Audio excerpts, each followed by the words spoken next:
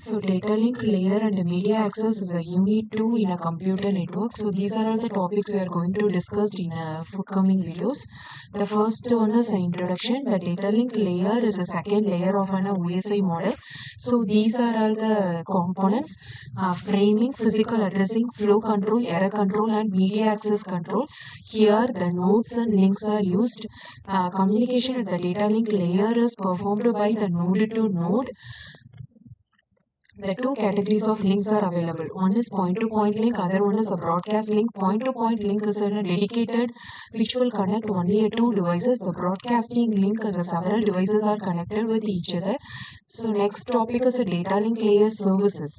So the data link layer which will provide a services to the network layer, it will receive a services from the physical layer.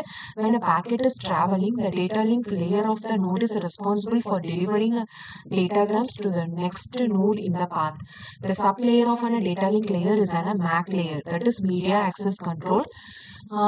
Link layer addressing is sometimes call it as link addressing, physical addressing, or sometimes call it as a MAC addressing. Here the data are transmitted in a form of datagrams. The datagrams will be encapsulated in a frames, and the two data link addresses are added in a frame header. So these are all the three types of addresses: unicast address, multicast address, and broadcast address. Unicast address in the sense each host or an interface of a router is assigned with a unicast address, that is one-to-one communication. The multicast address in the sense one-to-many communication. Broadcast in the sense one-to-all communication. So this is a diagrammatic representation of unicast, multicast, and broadcasting communication. Next one is ARP. ARP is an address resolution protocol. This protocol is the most important protocol of a data link layer. ARP is a network layer protocol used to convert IP address into a MAC address. It consists of two types of messages: ARP request and an ARP response. ARP operation: if no mapping is found, it is needed to invoke the address resolution protocol over the network. If a host want to send an IP datagram to a host, it first check for a mapping in a cache table.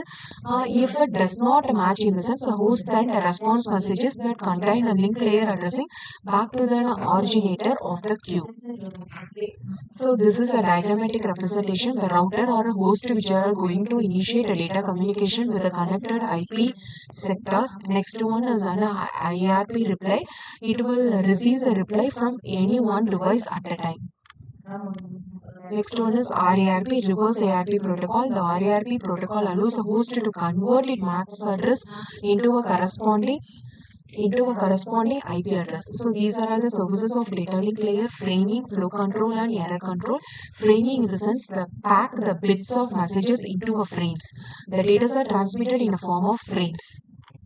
Frame size. The frame size can be a fixed or else it may be a variable. It depends upon the data communication. Character oriented framing. Character oriented framing, the data is to be carried or a 8-bit character. Byte stuffing or a character stuffing. If you are performing a data communication, in the sense the frames are being a byte stuffed frames, or else it may be a character stuffed frames. Bit oriented framing, the data segments of a frame are arranged in a form of bits. Even the text, graphics, audios, and videos are transmitted in a form of bits like 0, 1, 1, 0, 1, like this. So this is a diagrammatic representation of a data link layer. The flag followed by a header, after that sequence of bit followed with the tailor and flag bits. Bit stuffing, the bits are stuffed in between during the transmission to provide the security. Next one is flow control. To control the flow of transmitted data, so they are using a timestamp or a limited speed that may be varied based on the transmission. So this can be fixed based on the stop and wait protocol and the sliding window protocol. Stop and wait protocol in the sense the sender wait for an acknowledgement after every frame is sent. When an acknowledgement received, in the sense the next frame is ready to send. So this is the diagrammatic representation. The sender is initiating a data packet. After it will receive an acknowledgement, then it initiate the next transmission. Likewise, it will transmit every packet from sender to receiver. piggybacking, the method of combining a data from with the acknowledgement, that is called it as piggybacking method. Sliding window, in the sense it will be transmitted, the data are being transmitted in a form of slides.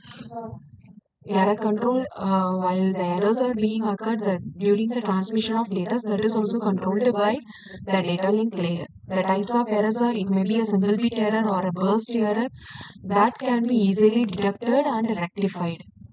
With the concept of parity check, the parity bit is added with the end of the transmission. So this bit is used for an error detection. It may be a even parity or else an add parity. The CRC method is also used for detecting an error. The CRC bit is added end of the data transmission. So through this method, we can verify whether the both sender and receiver receives the actual data or is a modified data. So this is one of an efficient method to identify the problem. Last one is polymorphism. Either the pattern of zeros and ones can be represented as a polynomial with a coefficient of zeros and ones. The power of each term shows the position of a bit. The coefficient shows the values of a bit. So this is a diagrammatic when a CRC is 8 in the sense x power 8 plus x squared plus x plus 1. Similarly for x10, 16 and 32. The checksum bits also added with the end of the transmission bit to provide the confidentiality.